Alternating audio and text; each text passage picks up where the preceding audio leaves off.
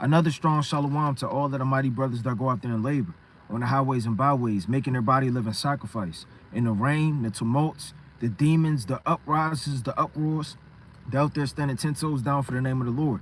Another strong shalom to all of the mighty brothers that are not out there as of yet, but building themselves up, reading, praying, fasting, taking notes, doing everything they could do to put themselves in a position to shake the hand and wake up the hopeful elect.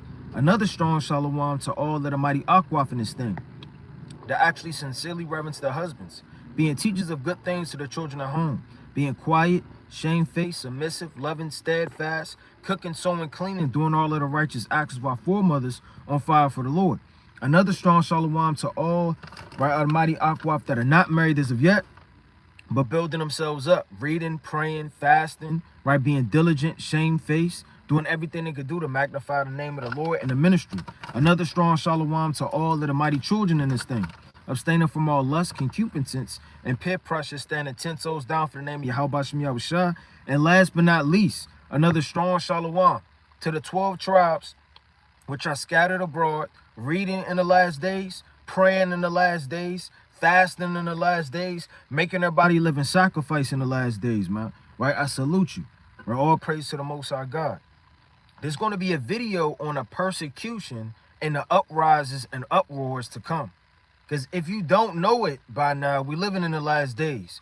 We're living in the end of the world as we know it. Let me get this quick precept. In the end of the world, it isn't going to be an announcement. It is the end times. It is the end of the world. How do you know it? By the uprises, the uproars. You understand by looking at the government, looking at all these military alliances being formed. You looked at all of these things. It wasn't like this 100 years ago. It wasn't like this 200 years ago. It wasn't like this 400 years ago. Every day we're moving forward and forward to prophecy unrolling. Death on the rise. Our people being persecuted. They've already have mapped out a billboard and a wall with all of you brothers that labor, all of your families, all of your children, all of your wives, where you work. You understand? They're tracking your usage on your phone. They have all your messages. They have a sincere thing that's on a bulletin board, and they're watching you, man. Let me get this quick precept. This is the book of 2nd Esdras, chapter 6, in verse number 7. Then answered I and said, what shall be the parting asunder of the times? So Ezra wanted to know when was going to be the end of the world. How do I know that I'm living in the last days? Or when shall be the end of the first, and the beginning of it that followeth? And he said unto me, from Abraham unto Isaac, when Jacob and Esau were born, of him Jacob's hand held first the heel of Esau. For Esau is the end of the world. I'm going to read that again. For Esau is the end of the world, and Jacob is the beginning of it that followeth. Look at the times we living in, man. We're past the Egyptian empire. We're past the Assyrian empire. We're past the Babylonian empire. We're past these ancient empires that have failed when the Lord took them down off their thrones. Now we're living in the Babylonian empire, man. The daughter of Babylon. Babylon the Great, man. The whore. We're living in America. We're living in the end of days. And the Lord said, look, Esau, this last ruling kingdom, is going to be the last one that stands. Now, what's going to take place for days to come and weeks to come and months to come for the Israelites? Let me get a quick precept. Let's go to the book of Jeremiah. Because this life as an apostle and prophet isn't going to get easier. It's only going to get harder. And as it gets harder for the men, women, and children, you have to increase your faith. If your faith is not being increased in the last days along with your works, you're not going to be able to stand in the furnace. Let me get this quick precept. Let's go to Jeremiah chapter 15. This is Jeremiah chapter 15. And I'm going to start at verse number 10. And it reads, woe is me, my mother, that thou have borne me a man of strife. So Jeremiah said, look, in this world, I'm nothing but a man of strife. Everybody hates me, Everybody's trying to manipulate me, overthrow me, point at me, cuss at me. It says, a man of contention to the whole world, to the whole earth, man. Hey, Jeremiah said he's a man of contention to the whole earth. Imagine going outside and everywhere you go, Everybody's looking at you, that you're that man of contention. You're the one talking down on homosexuality. You're against child pedophilia, man. You're against his laws, his decrees, his customs. You're always getting on birthdays. You're always getting on Christmas, Halloween. Your family hates you. You're just a man of contention. But that's how it has to be. Somebody has to stand up for the Most High. Somebody has to stand up for Yahweh Shem Yahushua. Somebody has to move in the ancient spirit of the prophets that have been before us. It says, I have neither lent on usury, nor men have lent to me on usury. Yet every one of them doeth curse me. Hey, Jeremiah said, look, I haven't done anything. I didn't rob, I didn't steal, I didn't do any usury, I didn't overthrow brothers, I didn't overthrow sisters. There's no ill blot upon my name, yet everybody doeth curse me. You got to really ask yourself a question. Are you ready for that life? For everybody to turn their back on you and curse you? For your job to cut you loose? Potential family members leave you? Your family gets broken up? Are you ready for this life? Because this life is literally coming, man. And it's moving. And it's moving like a train. And it ain't slowing up for nobody. It's like a lion going to the prowl, you understand? Right? You cannot turn back that arrow from a mighty archer when it is shot. These times are coming forth. And you got to strengthen yourself up and know what the Lord requires of his prophets and the rain, the tumults, and all the things and in the uprises that's going to come with this. Jumping down to verse, let me start at 11. The Lord said, verily, it should be well with thy remnant. Verily, I will cause thy enemy to entreat thee well in the time of evil and in the time of affliction. So the Lord's going to have it to where his saints and his elect are preserved and safe during times of trouble. So don't worry and don't get overthrown about things that are going to come to pass and things that are going to come. Verse 15, O Yahweh, thou knowest, remember me and visit me and revenge me of my persecutors. So they were trying to kill Jeremiah, man. Men were actually trying to kill Jeremiah. And what did Jeremiah do to deserve that? What's his blot? What did he do to go off to have the men in that city chasing Jeremiah down, trying to kill Jeremiah and overthrow Jeremiah? There's no account of him doing anything but teaching the words of God. And that's how it's going to be in the last days. It's going to hate you, right? They're going to despise you. They're going to hate your fringes, the spirit you're in, because they really hate the image of the Most High. It says this, take me not away in thy long suffering. Know that thy sake I have suffered rebuke. Hey, Jeremiah is praying to the Most High, and this is a prophet's prayer. This is a spiritual prayer. Lord, take me not away. You know that I stood on those corners, that I got rained on for you, that I had back aches and knee aches for you. For the sisters, you know I took care of the children for you. You know, take care of my family, hold me down. My husband may be God knows where in the days of come. Protect me, send your angels around me. Thou knowest that I was in order. Thou knowest that I cooked clean and bared the burden of the children, and put a bridle over my mouth and tread my husband like the Lord. Thou knowest these things, O Yahweh Shem Yahushua, and all of the righteous, the Lord is going to protect you.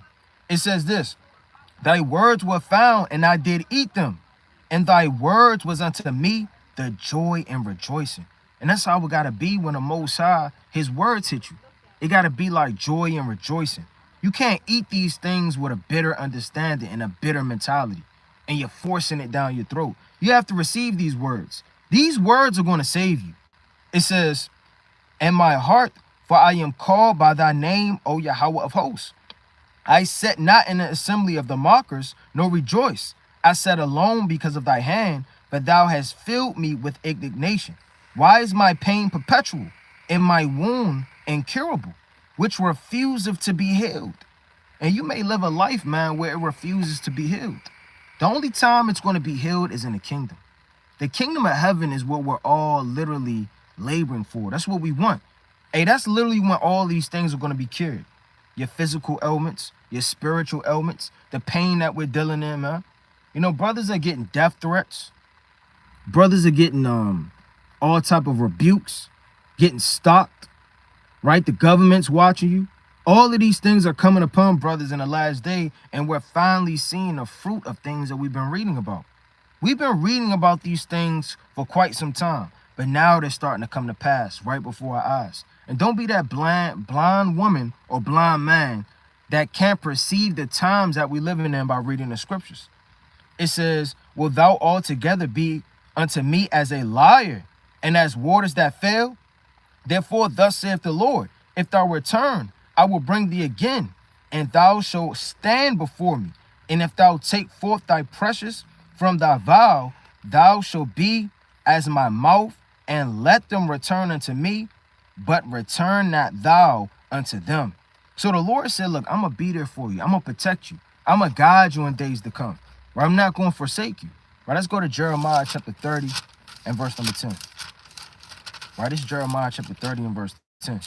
And it reads, therefore fear thou not, O my servant Jacob, saith the Lord, neither be dismayed, O Israel, for lo, I will save thee from far, and thy seed from the land of their captivities. And Jacob shall return, and shall be in rest, and be quiet, and none shall make him afraid. So the Lord said, don't be dismayed at the times that are coming. Don't be scared. Don't be troublous. Because right now, it's that drum just rolling. Persecution, death, it's on the news, uprises, uproars, pain, tribulation, tumults. That's all you hear is that drum roll. And it's getting more and more anticipated till we get to that day.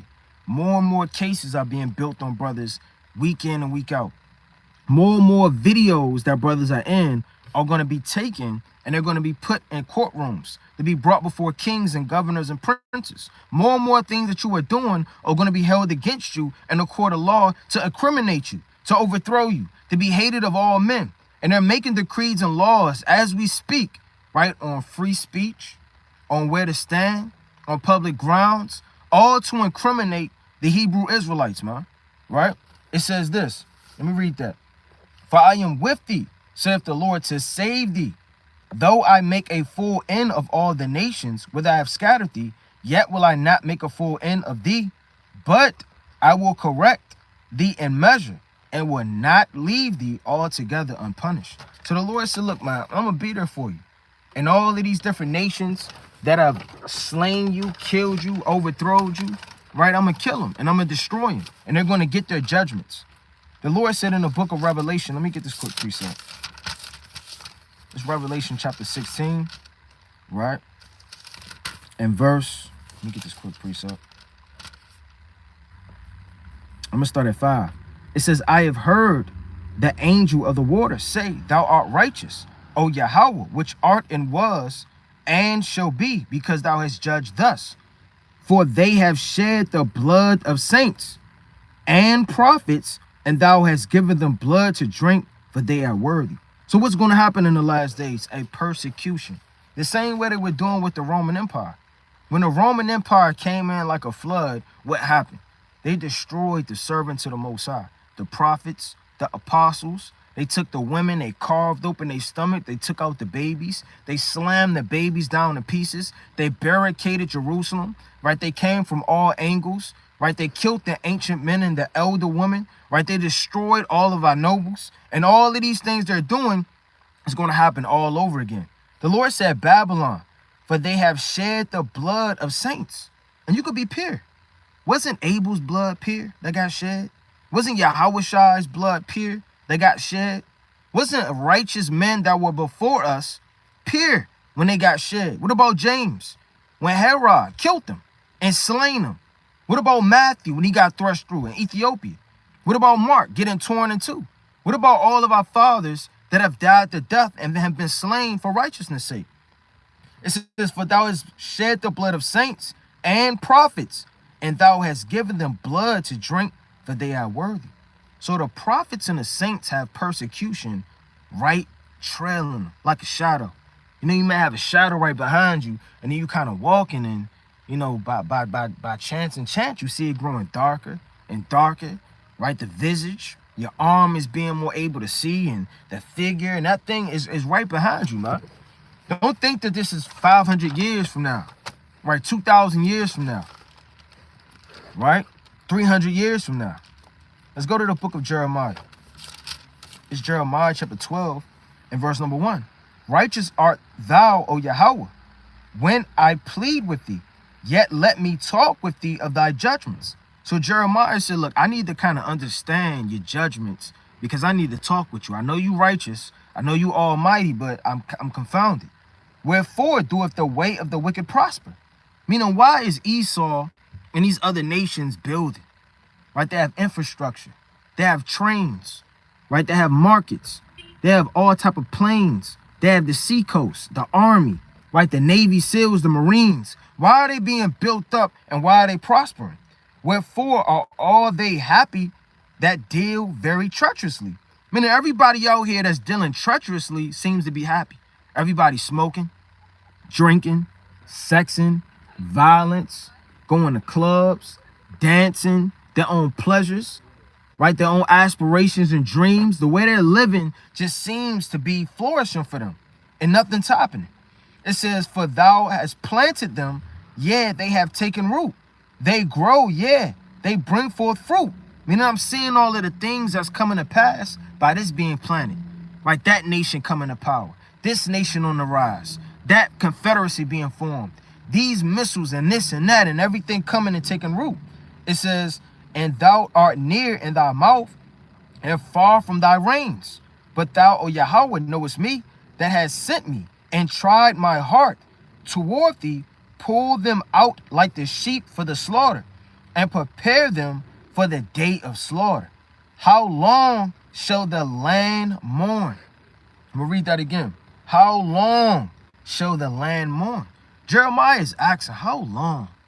How long are we going to be looked at as niggas, idiots, gangsters? How long are we going to have to see our people broke, strung out on drugs? How long are we going to live without our fathers in our households, writing these wicked curses placed upon us? How long, O Yahweh? It says, how long shall the land mourn, and the herbs of the field wither? For the wickedness of them that dwell therein. The beasts are consumed, and the birds, because they say, he shall not see our last end. See, even the beasts are getting consumed. Even the fowls of the air. When is thou going to take root and destroy this place? Verse 5. If thou hast run with the footmen, they shall have wearied thee. Then how canst thou contend with horses? If in the land of peace, wherein thou treadest, they weariest thee, then how can thou do in thy swelling of Jordan? For in every of thy brethren, the house of thy father, even they have dealt treacherously with thee.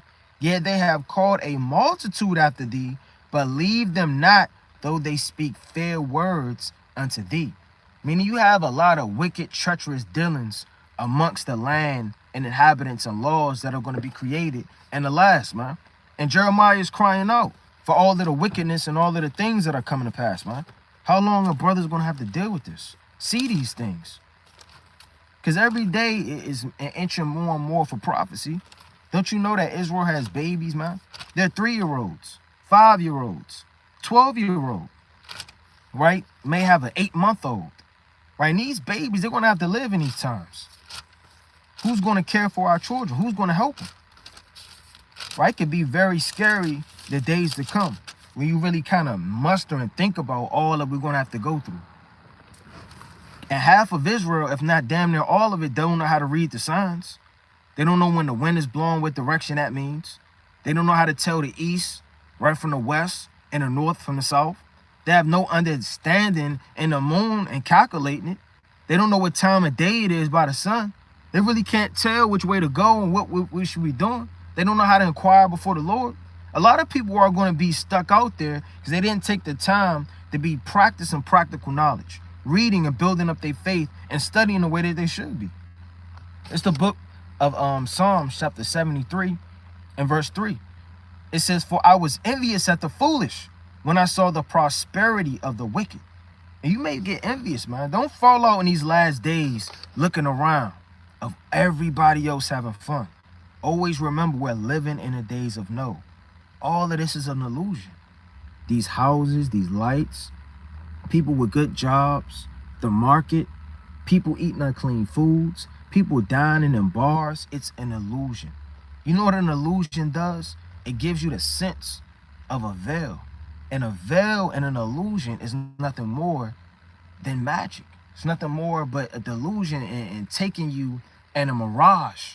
And it's all just placed upon you to overthrow you and manipulate you through witchcraft, man. But you have to be spiritual enough to see these things. That Satan hopping on me, it isn't of the Most High, it's of Satan. And Satan's trying to take me out this truth. Because the last time I read, it says, Satan have desired to have thee, that he may sift thee as wheat. Right? It says this. It says, for there are no bands in their death, but their strength is firm. They are not in trouble as other men. And David is like, I mean, why they keep flourishing? Why is everybody doing wickedness? It seems like they're getting a reward for it. Nothing's happening. While I'm going through tribulation, I'm poor. I'm broke. I'm living in these conditions. It says, neither are they plagued like other men. Meaning you may have back surgery, back problems, or you may deal with stress that seemingly isn't dealing with people that are in the world. You have more things and tribulations and sweat coming down that other people have no care about. It says, therefore, pride compasseth them about as a chain. Violence covereth them as a garment. Their eyes stand out with fatness. They are more. So like they have more than the heart could wish. And that's so true, man. Look at everybody that's wicked. They could work 3 or 4 jobs. They could work on the Sabbath day. They could do things illegal and legal to get money. If they woman acting up, they can go get 5 other, right? Without taking care of them. I mean, people in this world, they could do as they want and fit in as they want, but not the righteous. The righteous have to go through tribulation, pain. The righteous have to read every day. They got to fast. They got to remain focused. I've never been so diligent in my life since I came into this truth. I've never had the responsibility to do the things that I have to do now in my lot, being born again, than I ever did in the world. And people go to work every day. People eat every day. But even in eating, you eat when you want to eat. Even with work, you could call out. Even with seeing your grandma on her deathbed, man. I seen her last week. Right? Jake just wicked. Even in the necessities of the things that you have now, it's nothing compared to this truth. You have to force yourself to be in the spirit. Force yourself to read and pray and fast. Force yourself to understand what God you serve. Force yourself to refrain from all of the lust of your eyes. Force yourself not to succumb to witchcraft and all the devices that the spiritual demon Satan has set up, man, to allure you away and take you away from the Most High, his beloved Son Yahweh Shai. This truth teaches you discipline. It teaches you endurance. It teaches you strength. It teaches you might. It teaches you how to be a real man and a real woman. And a lot of brothers don't know how to do that. Right? It says this. I'm going to read that again. They have more than the heart could wish. And its inhabitants in this city, in this place, they have more than the heart can wish. But that's not going to take us away. Because what was going on? Like I said, Noah was working while everybody else was playing. And that's the same days that we live in now. Let me go to Ezekiel chapter 14. This is Ezekiel chapter 14, right? In verse number 14. Though these 3 men, Noah, Daniel, and Job, were in it, they should deliver but their own souls by their righteousness. So even if Noah, Daniel, and Job were in this place going on at this time, you're only going to be able to deliver yourself by your righteousness. That's why it's high time to awake out of sleep. It's not just talking about Jake that's on a corner with a beard. That's not the awaken out of sleep, right? That is all be all. No, the awaken out of sleep is you falling asleep. How can you fall asleep in the climax of the movie? How can you fall asleep right when they're revealing the wicked? Right? They rip the... We've been watching the movie for so long. It's been this man with a mask on. He's been raping, robbing, murdering, killing, destroying, vexing, doing all of these things. Then he got revealed. Then the Lord kind of set the stage. Lights came on. Now a building exploded. Now this done happened. And you sitting up there, you falling asleep. Right when that movie is getting good. Right when that movie is getting to the climax. Right when things are about to go and that drum roll is about to expound. And now you're about to find out that you've been watching this movie all this time. What's about to unroll. That's been hinting around all the way from the beginning of the movie. It says, their own souls by their righteousness, saith the Lord. So if you're not moving in the spirit of Job, Noah, Daniel, and these righteous men, and the Lord said no matter who you around, your elder, your congregation isn't going to save you. Your father is not going to save you. Right? Your husband may not even get to save you, man, through the spirit and power of Yahweh Shem Yahushua. Nobody may be able to save you. You got to save yourself through these precepts in the Most High. You got to depend on Yahweh Shai. You got to be blameless in the last days. Because if they grab me up, right, and they choke me out, they put cuffs on me, and they drag me into an abandoned building, warehouse, right, some type of broken down shaft and place and dungeon, right, I'm not going to have time to fast. I'm not going to have time to call that brother to say, you know what, brother, I apologize. You know, what I did was out of order, you know, proceeding to this law and this statute. You know, I could have used wisdom in this aspect. I'm not going to have time to do all of that. I'm going to have to be saved by the righteousness that I have sold all this time where I had the opportunity to, man. And that's the problem with Israel. Israel want to wait to the last minute with everything, man. Right? You got to be to work at 9 o'clock. You get there at 8:59. Right? In 59 seconds. Right? You always want to do something at the last moment, in the last opportunity, and the last time. You might have 3 days to get something done, or the government's going to cut off your lights. Right? You yelling at the person in the third day. Well, why the hell is what? What do you mean? Right? Well, brother, you should have knocked that out the first time. The first day. Right? You got to be about business and stand on business, man. Be about business and its truth. Understand how deep it is. All grudges, iniquity, hatred, envy, strife, seditions, right? Secret loving. You got to be removing those things, or else one thing is going to happen. Let's get it real fast. Because it's only 2 things that are going to happen to you right now in the last days. You're either going to grow stronger or you're going to grow weaker. Let me get this real fast. It's the book of 2 Samuel, chapter 3 and verse 1. Now there was long war between the house of Saul and the house of David. I mean, there was war going on back and forth, and it's getting serious for a long time. But David waxed stronger and stronger, and the house of Saul waxed weaker and weaker. Now, don't think the house of Saul means you have to come from the line of Benjamin all the time, huh? Because the house of Saul, what does Saul represent? Rebellion, hatred, strife, vanity, vainglory, wicked leadership. He represents a whole things of the fruits of the flesh, man. While David has mercy, strength, endurance, prudence, wisdom, might, strength, he represents the righteous and the spirit of the righteous. Now, either you're going to grow stronger with the fruits of the Most High and the fruits of the Spirit, right, and studying and growing, or you're going to wax weaker. It's only one thing, because it's going to be a long war with your flesh going against each other, man. Let me get this quick precept. Let's go to the book of 2 Timothy. It's the book of 2 Timothy, chapter 3, and I'm going to start at verse number 10. But thou hast fully known my doctrine, manner of life, purpose, faith, long-suffering, charity, patience, persecutions, afflictions, which came unto me in Antioch, and Icumia, and Lystria. What persecutions I endured, but out of them all the Lord delivered me. So the Lord may deliver you out of many persecutions, but you're going to have an hour of temptation. It says this, verse 12, yet in all that will live godly in Yahushua shall suffer persecution. I'm going to read that again. Yet in all that will live godly in Yahushua shall suffer persecution. Meaning men are going to be presented an opportunity. And that opportunity is going to be very simple.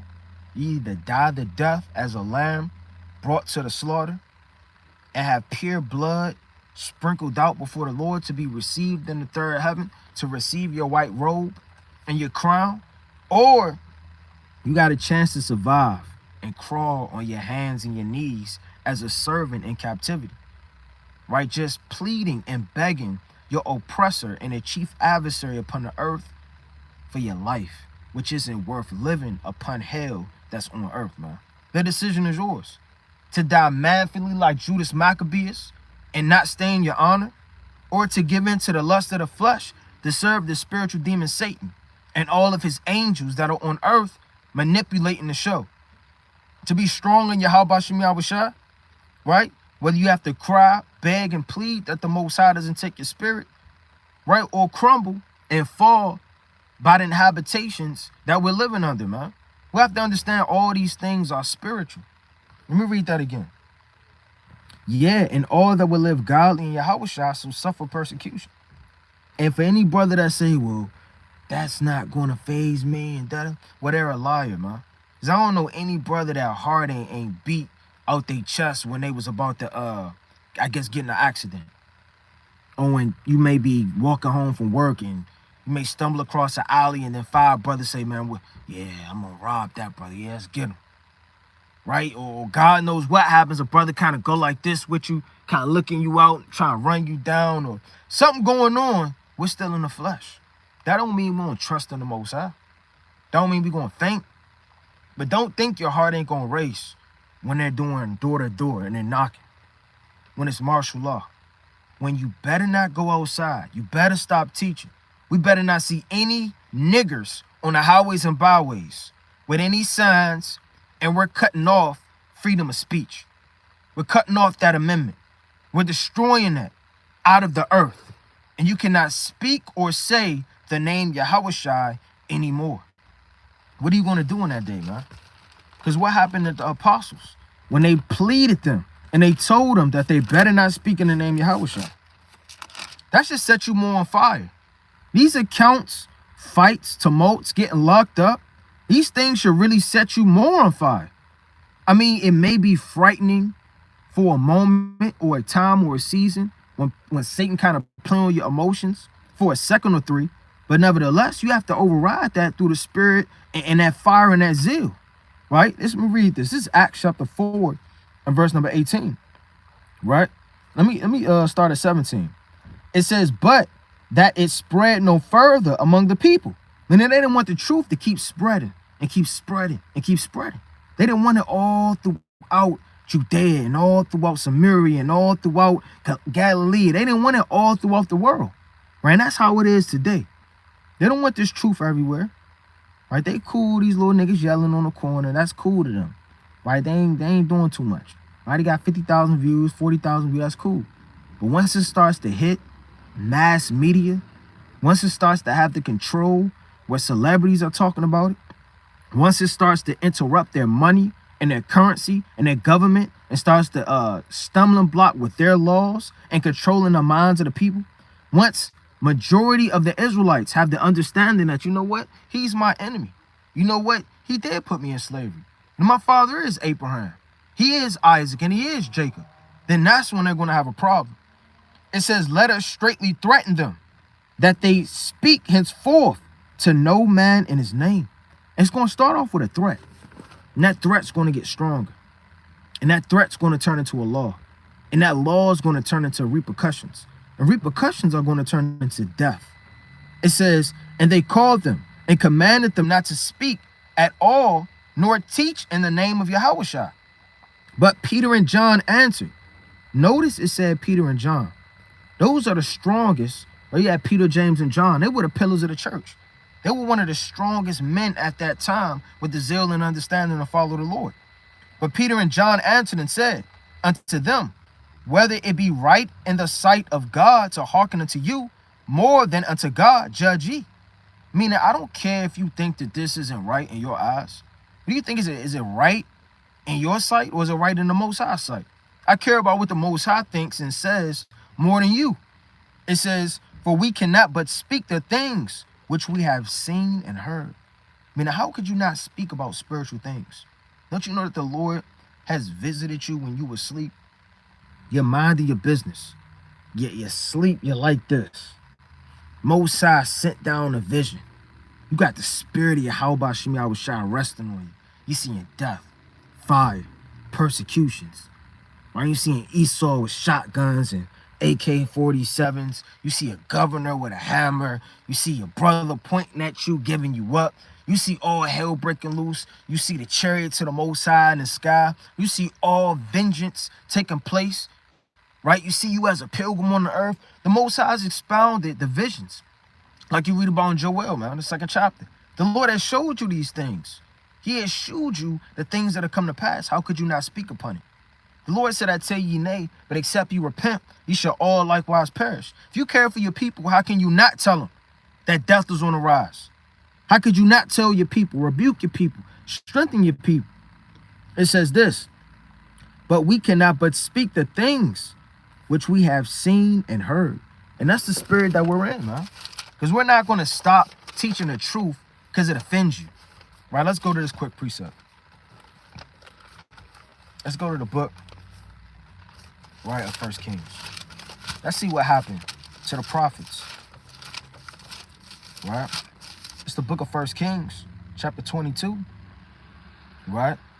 In verse, this whole thing is fire. I'm going to start at 13. It says, and the messenger that was gone to call Micah spake unto him, saying, behold, now the words of the prophets declare good to the king. And that's what this land wants. That prophets, the teachers, the pastors, the different companies, the different religious sects, and all of these different variances and these branches, they speak well of Caesar Borgias. They speak well of their empire, of their kingdom. That God loves everybody. That everything is going to be just fine. That you know what? It's going to be peace in the Middle East. It says, declare good unto the king with one mouth. You know, all these prophets are speaking good. Let thy word, I pray thee, be like the word of one of them. Because everybody wants to hear smooth things. It says, and speak that which is good. And Micah said, as the Lord liveth, what the Lord shall say unto me, that will I speak. I mean, I don't care about your emotions. I don't care about your feelings. I don't care what will arise if you break my bones, if you lock me up, if you burn me with fire, man. If you get rid of my lineage and my people and my children and my wife, if you threaten to kill my brethren, that cannot stop me from speaking, thus saith the Lord. The Lord told you to speak peace. Speak peace. The Lord told you to speak war, pestilence, violence, tribulation, death, uprises, and the death of your kingdom, that must I speak. The Lord said in the book of Jeremiah, let me get this quick precept. It's Jeremiah chapter 28 and verse number 8. The prophets that have been before me and before thee of old prophesied against many countries. So we prophesied against many countries, against Egypt. We prophesied against it, man. Moses prophesied it against it, against Assyria. Right? You got Hezekiah and Isaiah, they prophesied it against it. You got Babylon, Ezekiel, you understand, Jeremiah, right? Latter part of Isaiah. These men have prophesied it against it. These men are the men that it's talking about. And right now, in these times that we living in now, you got all the prophets throughout the four corners of the earth. We cannot be weak in the last days, man. Right? When you read how strong our fathers is, you kind of say, well, damn, they strong. All praise to the Most High. You keep reading, you keep reading, you keep reading, you keep reading, you keep reading. Damn, they strong. All praise to the Most High. But you know what the Most High do? Most High start building up your spirit, building up your spirit, building up your spirit until you start moving like your fathers. So you take on that spirit of Judas Maccabees. You prophesied like Isaiah and like Jeremiah. You're not fearful. And you take on them same attributes. So now you read it. Yeah, they're strong, but you're more in the spirit like, I see why they did that. All praises, I knew that they would do that. All praises, I must do that. Now, I can't believe they did that. Wow. They actually died for the Lord. They actually believe this truth. I just can't wait to see what happened next. Right? This isn't a story. These are accounts of our fathers and the things that they have been through, man. If your grandfather have left you a book of all the things that he fell from, the things he increased from, the things he learned, the tribulation and his genealogy and everything, you have to take that book, and now it's presented in your hands. And that's a blueprint and a pamphlet for you to look and say, you know what? I see all the things that I can learn from. I see all the things that he fell from. I see all the things I need to move in to be a stronger and better man. That's what the Most High did. This book is a blueprint to be perfect. Right? It says this. I'm going to read it again from the top.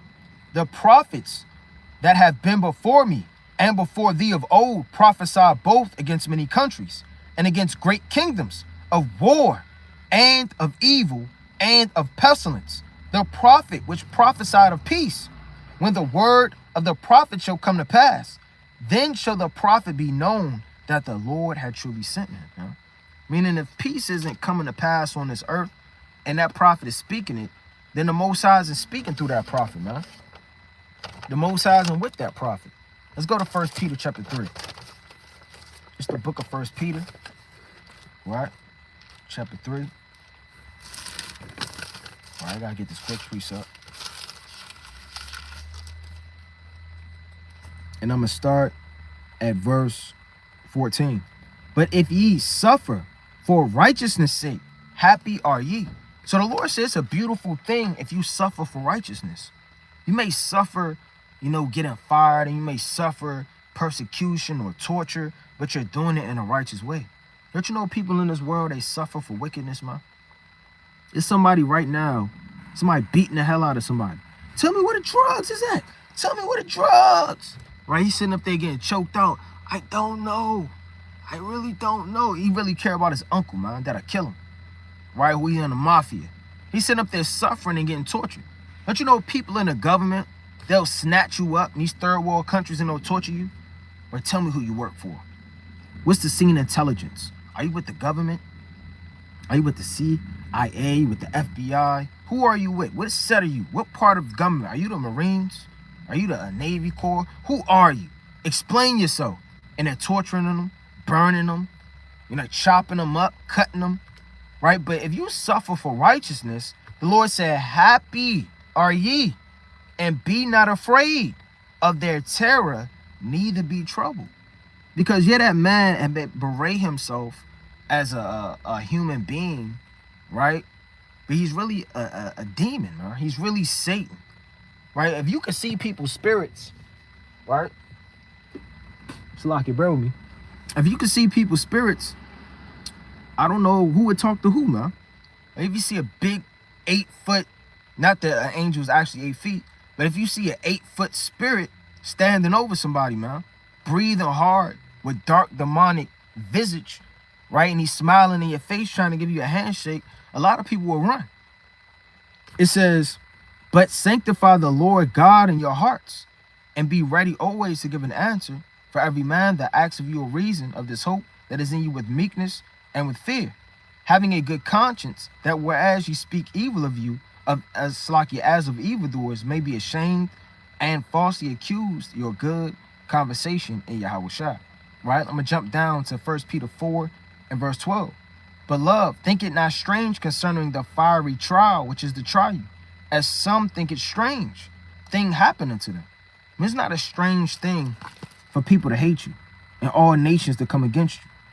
But rejoice in so much as ye are partakers of Yahweh Shai's suffering, that when his glory shall be revealed, ye may be glad also with exceeding joy. Check that out. If ye be reproached for the name of Christ, happy are ye. And these Christian pastors aren't getting reproached for the name of the Lord, man. I've never seen anybody kick down a door, right? Grab up pastor while he got his suit on, beat him up, reproach him, lock him up, all because he's speaking in the name of Christ. Right? I've never seen that before. I've only seen, and this is what I've seen. I'm only speaking from what I've seen. Maybe brothers have seen other things. I've never seen anybody teaching in the name Yehuda on the highways and byways. Yahweh. I've never seen anybody teaching in these different names, Yahui, right? And all of these different spirits, when everybody say they're in the truth and they're Israelite with these different names and Old Testament only. I've never seen them on the highways and byways. I've never seen it. I've only seen the name Yahweh, Bahashem Yahweh Shah, magnified on such a great level to where it's brought fruit by brothers coming into this truth, by brothers going into prophecy, by brothers ready to die, by brothers ready to give up their life, you understand, and sacrifice their family, like Abraham, or whatever it takes for the name of the Lord, man. A lot of other people, they just on the internet, they just get on a keypad, they just magnify what they think is the Most High's name and word, but not in deed. And the Lord said, but, Salaki, let me read that again. If ye be reproached for the name of Yahushua, the true name, happy are ye, for the spirit of glory and God resteth upon you. And on their part is evil spoken of, but on your part is he glorified. Right? Let me get this quick precept. Let's go to the mighty book. Right? This second Maccabees, chapter 7 and verse number 12. It says, I'm going to start at 11. And said courageously, these have I from heaven, and for the laws I despise them, and from him I hope to receive them again. Insomuch that the king and they that were with him marveled at the young man's courage. Meaning only somebody with that amount of courage could speak in the name of Yahweh Shem Yahushua. If you truly believe it, you have to truly believe this truth. It all starts with being grounded and rooted. If you're rooted and you're grounded and you actually believe, your works will show that you actually believe. You can't say I believe all day and have no works. Your work should be you laboring. Your work should be you fasting. Your work should be you reading. Your work should be you giving alms. Your work should be diving and praying to go into prophecy, to understand the end, right, of things to be. Right? Your laboring should be in sweat and watching to understand what's going on upon the earth. These things is where you build up your root and your foundation with the fear of the Most High. To not do even it. It says, at the young man's courage, for that he nothing regarded the pains.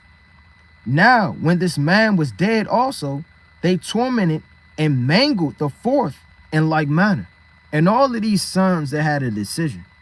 You know what? I see this man isn't playing. You know, death is happening right before my eyes. He's killing my family. You know, they could have got fearful hearted and overthrown. Their heart could have beat out their chest and they could have gave up. When that guillotine come, right, and all of the men of the Lord are gathered together, right, Most High willing, the Most High put the spirit on brothers to be singing in the Hebrew, praising the Most High in the Hebrew, encouraging one another to die, just like in 2 Maccabees, the 7th chapter.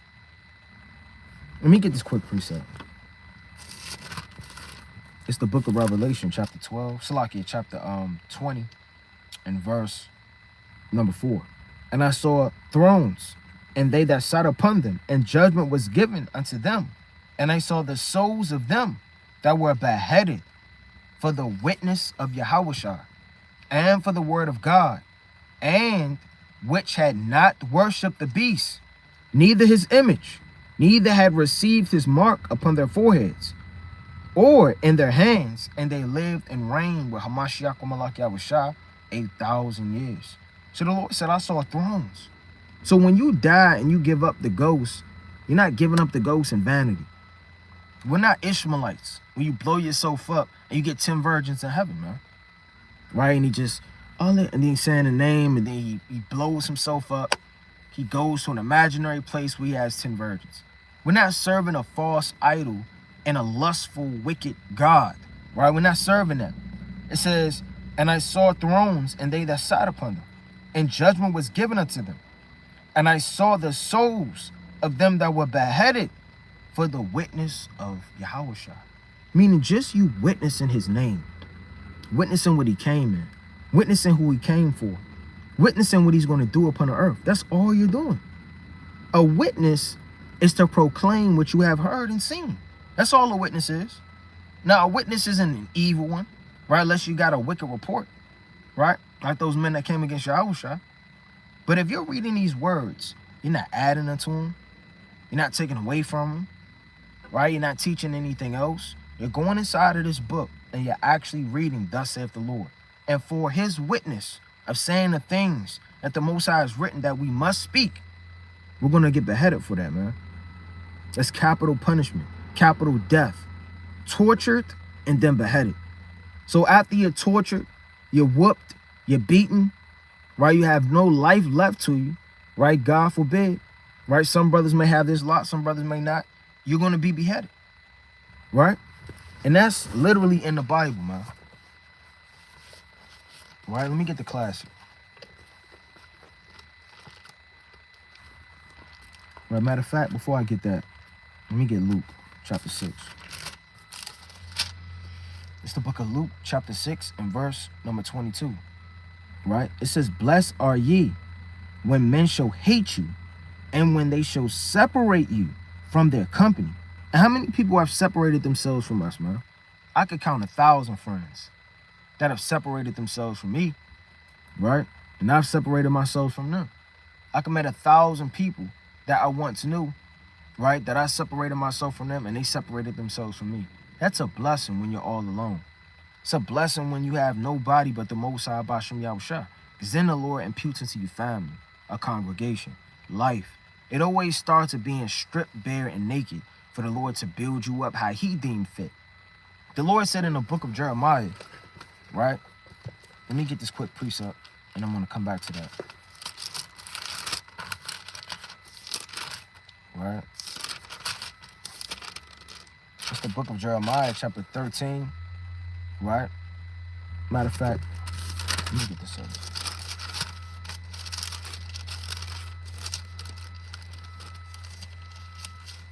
It's the book of Jeremiah, chapter 18, and verse 4. And the vessel that he made of clay was marred in the potter's hand. So he made it again, another vessel. So the Lord has to make things all over again. Has to take friends from you and give you new friends. Has maybe take, your earthly mother away and give you a spiritual mother. You understand? Has to take this away and give you that. It says, so he made it again another vessel, as seemeth good to the potter to make it. So when the Lord separate people from you, it's a blessing. When you get tortured, happy are ye. These are things that our flesh and our earthly mind doesn't want to take and handle and lay to heart, but our spirit does. Because our spirit can't be hurt, man. Our spirit can't be tortured. Only the Most High can take your spirit and your soul. You don't take a brother's soul, you take it out, right? You go like this, and then you tie it up, and then you whip it and you torture it. No, you whipping and you afflicting flesh. When you get hurt, or whatever the case may be, your heart beats. You cry. Things happen to your flesh. In the kingdom, we're not going to deal with these things.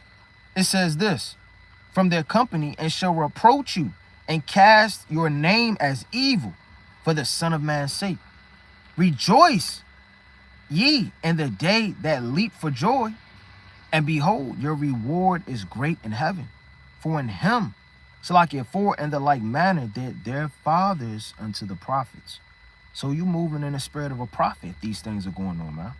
All praises to the Most High. The Lord said, rejoice ye in that day. Meaning rejoice when things are starting to get real. When you know what hit the fan. When it's getting hard to come outside. When persecution is on the rise. When all of end time headlines and these different whistleblowers, BBC News, Missile Defense Agency, all of these different things, right? Paper, right? Insider, and all of these different things you go through in these different channels and these different websites, they start talking about these things. All praises to the Most High. It says, your reward is great in heaven, for in the like manner did their fathers unto the prophets. Right? Unto the prophets. And the prophets got chased. Right? When you read 1 Kings, they had all of the prophets fleeing from Jezebel, man, that was persecuting the prophets. And they all had to hide in caves. When we read 2 Maccabees, the 6th chapter, they hid in caves. Right? When you read Hebrews, the 11th chapter, right? In the book of 2nd Esdras, chapter 16, and verse 40, all the way down, we're going to be pilgrims. So this is a life that's coming back on earth. When you read the book of 1 Maccabees, the 2nd chapter, Mattathias and his sons, they had to go flee into the wilderness. Don't think that these things are just old. Man, back in the days, man, Mattathias, boy. Oh, man, Judas Maccabees. Oh, man. Right, you have story time before you go to sleep. Right, let me get this quick precept. So these things are coming to pass. They're coming back. Right, let me get this quick precept. This is the book of 1 Kings, chapter 18 and verse number 4. For it was so, when Jezebel cut off the prophets of the Lord, that Obadiah took 100 prophets and hid them by 50 in a cave and fed them with bread and water. Now, you know all of that, man. What that would have came to pass, a lot of brothers would have left that cave.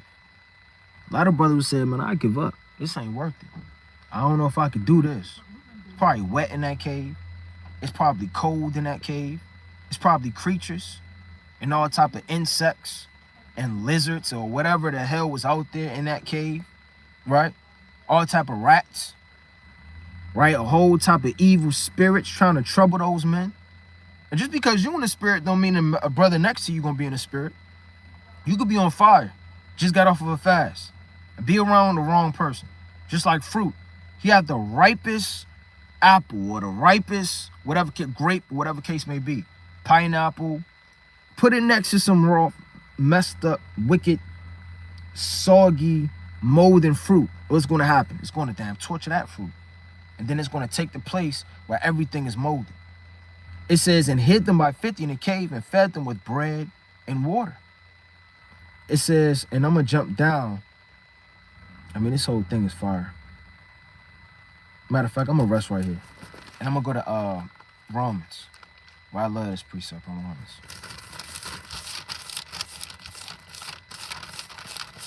It's the book of Romans, chapter 11, right? And verse number 3, right? It says, I'm going to start at 2. God have not cast away his people, which he foreknew. Wot ye not what the scripture saith of Elijah? How he made intercession to God against Israel, saying, Lord, they have killed thy prophets. Meaning in the days to come, you may feel like you're the only brother left in the city. When things are traveling to and fro, cities are being closed, right? Streets are barren. Houses are ravished. Women are taken captive. You're by yourself, right? You head out from day to day.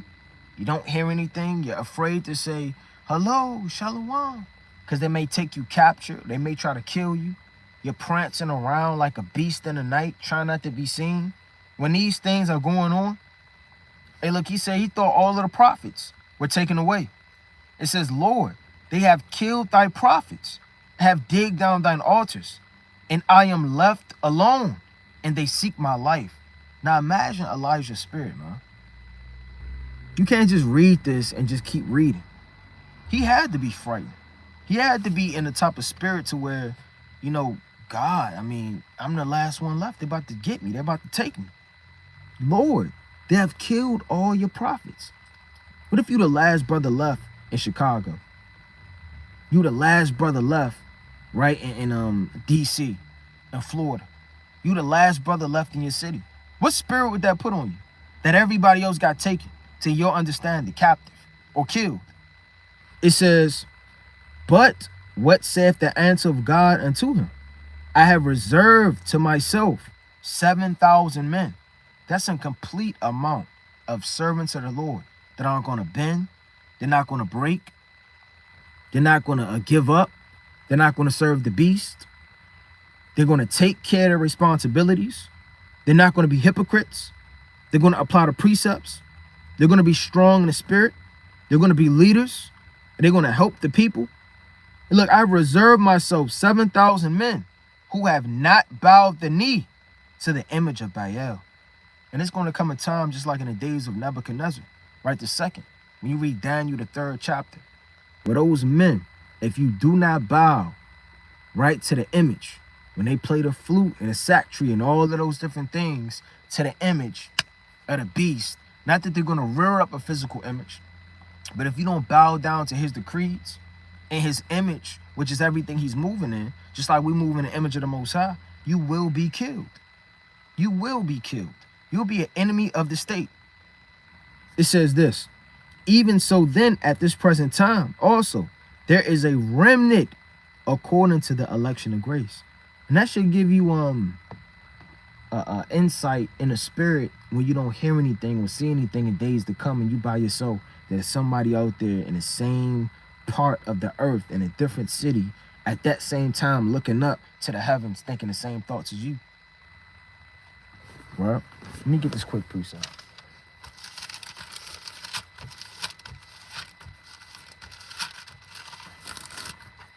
Well, I'll probably get about 1 or 2 more precepts and close out through the spirit.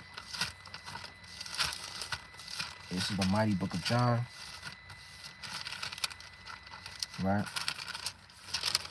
Chapter 15. Salaki.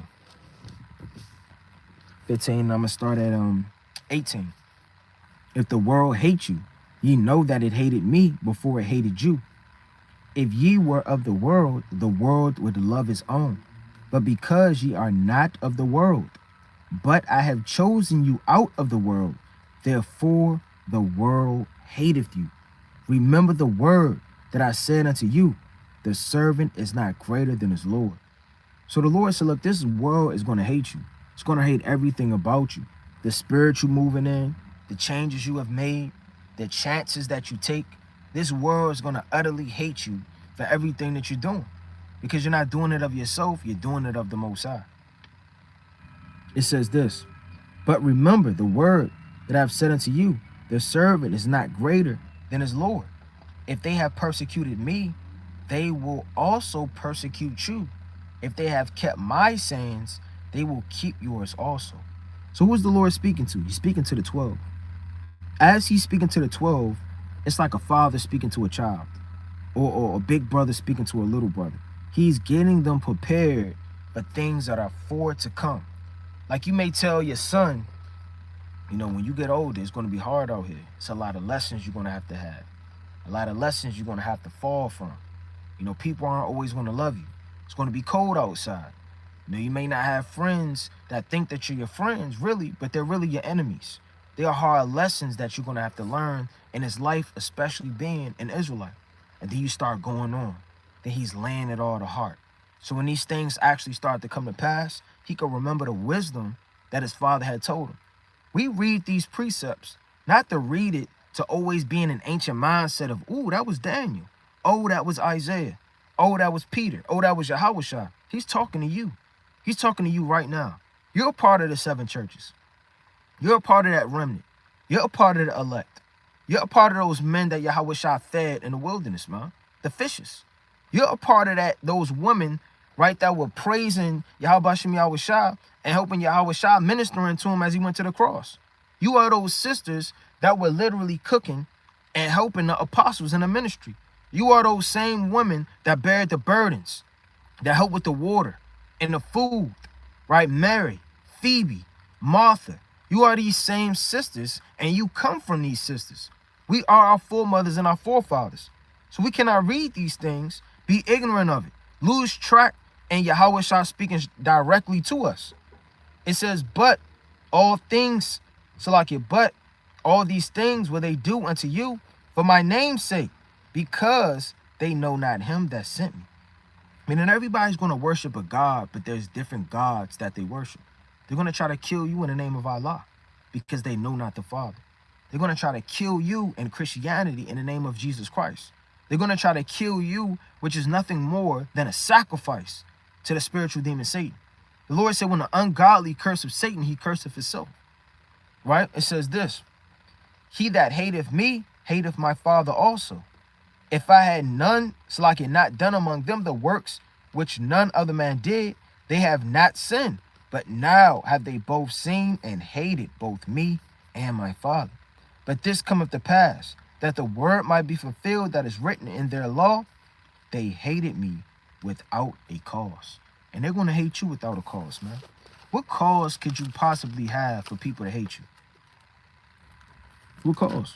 Because in the world, excuse my language, you would have whooped somebody's ass, you know, if they spit on you or they yelled at you or called you a nigga, but now you reframe yourself more. Right, in the world, at work, you would have said, what the F you say, man? Or what time you get off? But now you let it go. You turn the other cheek. Right, in the world, you know, you wouldn't have been outside. So like in the world, you would have been outside to 2 o'clock, 3 o'clock in the morning, 4 o'clock in the morning. Now you're going home early. You're literally trimming yourself to be a better man, but yet they have more reason to hate you. Make that make sense. How can that make sense? Unless there's a higher spiritual thing that's going on that should let you know daily, the more perfect I get, the more I'm going to be hated. The more I refrain myself from iniquity, the more I'm going to get chastised. The more I build myself up in strength, the more they're going to try to tear me down in strength, man. The more I increase to the day of the Most High and his son Yahushua to the day of redemption, the moment we pull back to destruction. Right? Let me get this quick precept.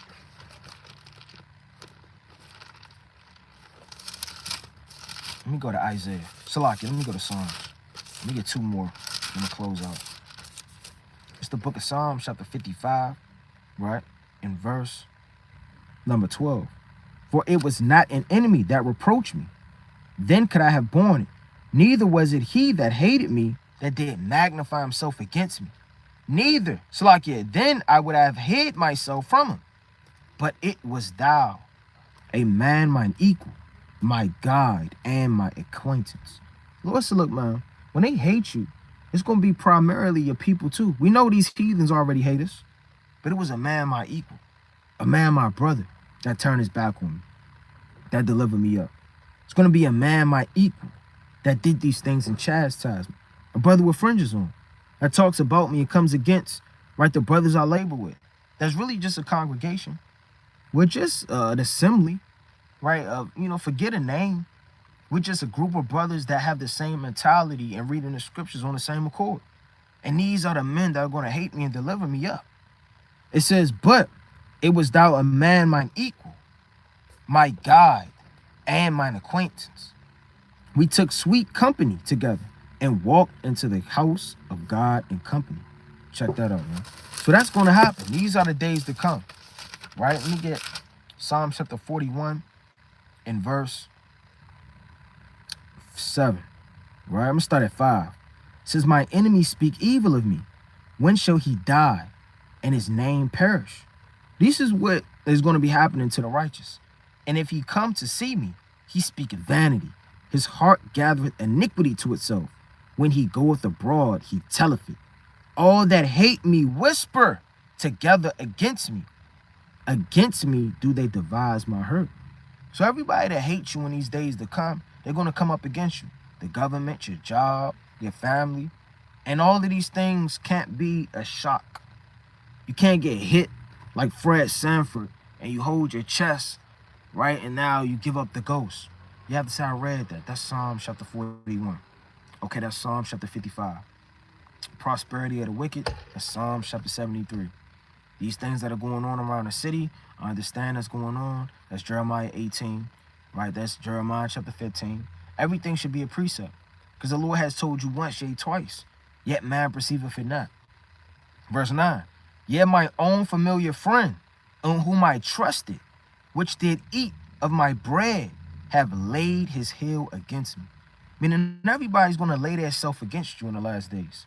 It says, but thou, O Yahweh, be merciful unto me, and raise me up, that I may requite them. But this I know, that thou favorest me, because my enemy doeth not triumph over me. And when you against all odds and your back is against the wall, that's when the Most High is going to show you his strength the most. All right, let me get this last closing precept. All right.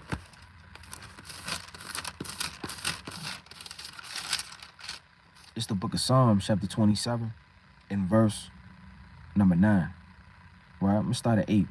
When thou saidest, seek thy face, my heart said unto thee, thy face, Yahweh, will I seek. And that's beautiful, man. And the Lord said, when thou saidest, seek my face. And the Lord is telling you to seek ye. The Lord says, seek ye the Lord while he may be found. Call upon him, all ye that are near. It says, my heart, meaning my mind and my spirit, said unto thee, thy face, O Yahweh, will I seek. So when the Most High wants you to seek him, you can't seek him in carnal, not spiritual ways and not sincere ways. Your heart and your mind and your body has to say, Yahweh, Ba'Shem Mashiach, Malak Yahushua, I will seek, man. And you have to seek the Lord while you can in the last days. Call upon him while he's near. And continue to pray and remain spiritual in the last days. But with that, I want to close out, giving all honor and glory to the Most High God, Yahweh, Ba'Shem Hamashiach, Malak Yahushua. Lord willing, this